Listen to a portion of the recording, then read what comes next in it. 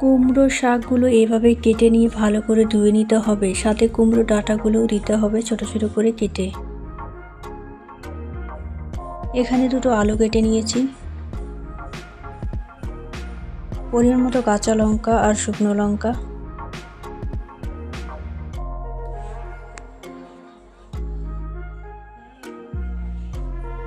এখানে আগে থেকে আতপ চাল ভিজিয়ে রাখা আছে। এবার এই চালটা ভালো করে বেটে নিতে হবে।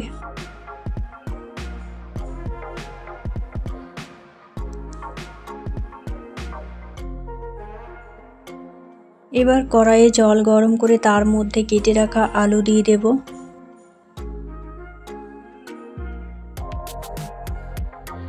কাঁচা লঙ্কা ফাটিয়ে দিব।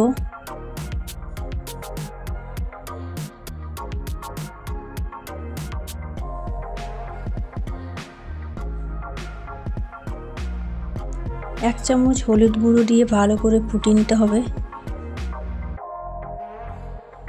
স্বাদ মতো লবণ।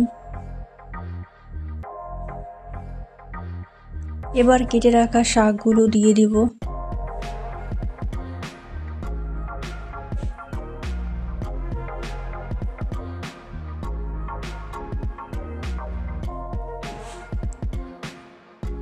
শাকের উপর হালকা একটু লবণ দেব। শাকের উপর লবণ দিলে শাকটা ভালোভাবে সেদ্ধ হয়।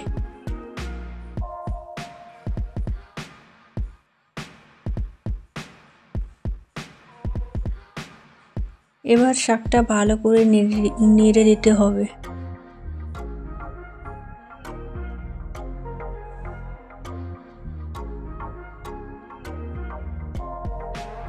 আপনারা দেখতেই পাচ্ছেন শাকটা কতটা কমে গেছে।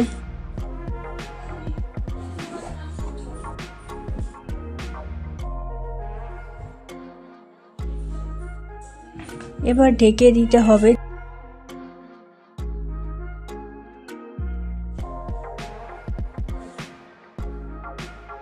সেদ্ধ হয়ে গেছে, ঢাকা তুলে নেব।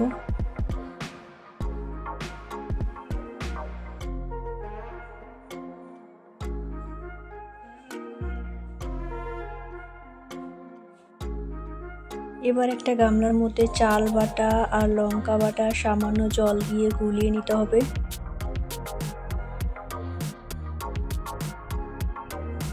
এখন এই ঝোলটা গামলার মধ্যে ঢেলে দেব। ঝোলটা ঢালার পর নেড়ে দিতে হবে যাতে ঝোলটা আর চাল বাটাটা মিশে যায়।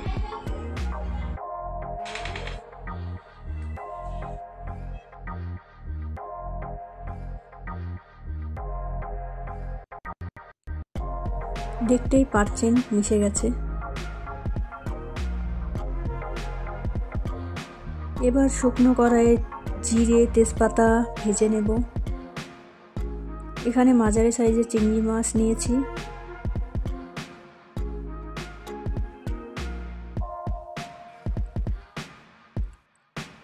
এবার কড়াইয়ে তেল গরম করে হাফ চামচ কালো জিরে একটা তেজপাতা ফোড়ন দেব। এখন শাকের ঝোলটা ফোড়ন দেব। এর উপর চিংড়ি মাছ দিয়ে দেব।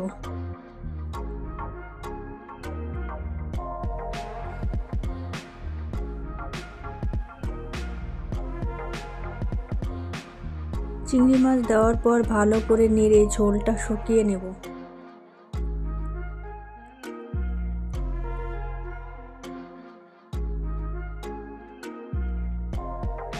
ঝোলটা একটু শুকিয়ে এলে দেব জিরে তেজপাতা বাটা।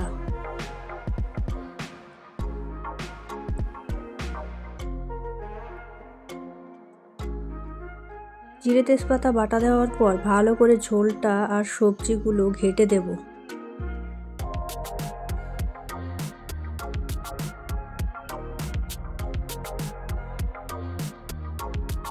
দেখতেই পাচ্ছেন ঝোলটা শুকিয়ে গেছে, সবজিগুলো গলে গেছে।